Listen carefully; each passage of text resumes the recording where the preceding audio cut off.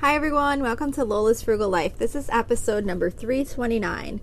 Today, this is going to be one of my little mini summer episodes again, and I'm going to be talking about the ways I'm trying to save money on food. So please stick around for a few quick words from our sponsor and we'll get right into the show. So welcome back to another one of my mini summer episodes. These are just quick episodes, about 5 minutes, just because the summer is a really busy time for me, just like it is for a lot of us. Well, for some of us, it's a little slower, but for me, it happens to be a little busier, mostly because my kids work more in the summer. So I'm driving them around a lot. Plus, they want to go places with their friends and things like that. And it's also a really busy time for me at work during the summer.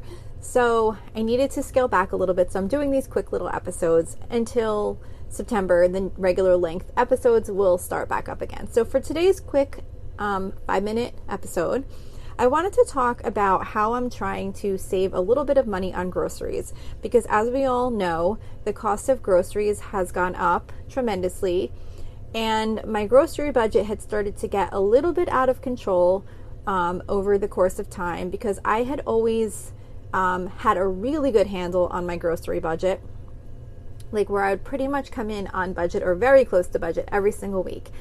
And then I started doing Instacart for Aldi, and then Stop and Shop, like their own store pickup, and then just like BJ's, which I always had gone to. But when you do the like Instacart, the prices are a little bit higher. For Aldi, I really didn't find that they were high enough to make me not want to save the time of just running to the store and picking it up, because I found it a really big benefit to me, because I really just, I'm just in a busy time of life just in general with the teenagers and, like I said, my work and everything like that. And I kind of was able to easily absorb that little bit of extra cost. And especially since I was picking it up, I was getting like a 5% discount back. So I felt like it wound up coming up about the same. And I really wasn't really going over my budget too much.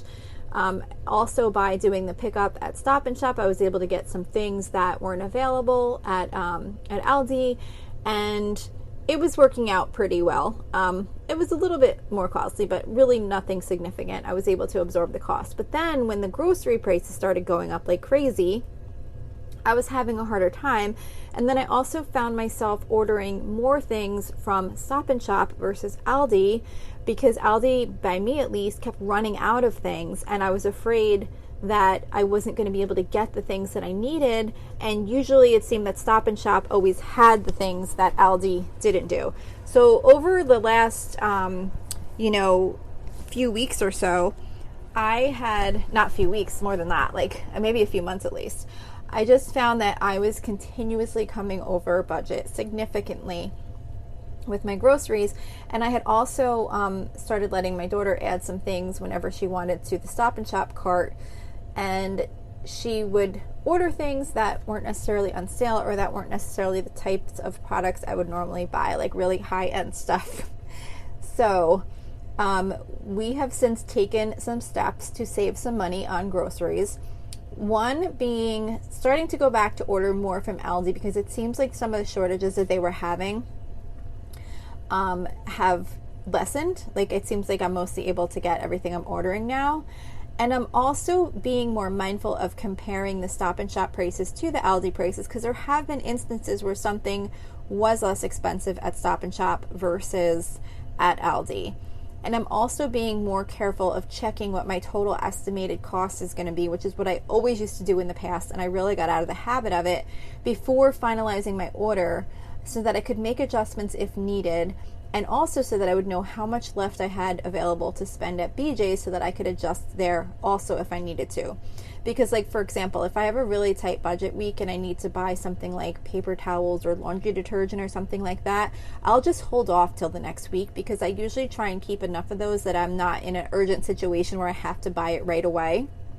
So I'm really being much more mindful again, like I used to be, where I'm checking my estimated cost of the groceries before I place my orders and before I go to BJ's, so that I see how much of my budget I have left to spend. I also started doing some more meal prep for my kids for lunches, because especially in the summer when they're home a lot of days for lunchtime, they wind up not having things to eat, and then they want to buy like frozen dinners and things like that, which end up being really expensive. So I started like because we do usually have leftovers, but a lot of times they just don't want to eat the leftovers. I never really find myself in a situation of not having something to eat for lunch because I always eat the leftovers, but they don't always eat them, or sometimes there's just not any. So the last 2 weeks, what I did is I bought some chicken breast and I cut it into like little strips and just drizzled it with olive oil and some salt and pepper and broiled it in the oven. So there was just like plain broiled chicken available for them to eat in the fridge. And it sounds like blah, that's bland, but it was actually really good because my one daughter used it to make herself chicken Caesar salads. And then one day she made like a chicken sandwich with it. And then my son did something else with it too. I think he used like the chicken to make something for himself. So that worked out really well. So I did that again this week. And then I also did a big batch of meatballs and sauce. And I froze it in portions with like sauce and meatballs in these little baggies, so that there was enough there that more than one person can eat it, but not enough for like the whole family, so that if they wanted to do that, they could just pull that out of the freezer and then just kind of heat up the meatballs and sauce either like in a pot or in the microwave or whatever, and they could either make a meatball sandwich with it, or they could do make some pasta real quick and have like a little meal like that. So I'm trying to find more things like that I'm not actually cooking for like a dinner, but that I'm just making to have extra food around so that they have other choices rather than constantly asking me to buy frozen dinners, or they want a DoorDash or things like that, which are super expensive. So that's what I'm doing right now to try and save a little bit on groceries and get back into the really good habits that I used to have, because they definitely slipped a little bit recently, which with the further compounding of the grocery increase was really having a impact on my budget. So thank you so much for joining me here today. I hope you enjoyed these quick little episodes, and I will see you here next week. So thank you for checking in for this podcast episode. And don't forget, you can always email me with any questions or suggestions at lolasfrugallife@gmail.com. You can follow me on Instagram and Facebook at lolasfrugallife. And you can find a blog post for most of my episodes and definitely all of my meal plan episodes at lolasfrugallife.com. You can also join our private listeners group at facebook.com/groups/lolasfrugallife. And if you enjoy the show, please make sure to subscribe on Apple Podcasts, Spotify, YouTube, or wherever you listen from. And I would love it if you would screenshot the show and tag me on Instagram so I could see you're listening. Also, if you can please take a couple of seconds to rate and review the podcast. Those ratings and reviews are what help the show come up better in search results so that other people can find this podcast. So that will really help me in growing my audience. So that's it for today. Thank you so much for listening, and I hope you have an awesome day.